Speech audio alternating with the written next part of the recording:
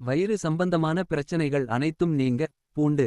பூண்டு உணவின் சுவையை அதிகரிப்பது மட்டுமல்லாமல் பல நன்மைகளையும் கொண்டுள்ளது. குறிப்பாக செரிமானத்திற்கு மிகவும் நல்லது என்று கருதப்படுகிறது. பூண்டில் ஆன்டிபயாடிக், வைரஸ் எதிர்ப்பு மற்றும் பூஞ்சை எதிர்ப்பு பண்புகள் உள்ளன.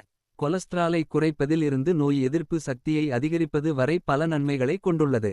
வைட்டமின் பி6, வைட்டமின் சி, நார்ச்சத்து மற்றும் புரதம் பூண்டில் ஏராளமாக உள்ளது.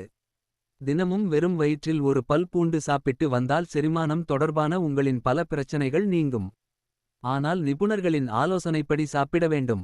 நல்ல செரிமானத்திற்கு பூண்டை உணவில் சேர்க்க வேண்டும்.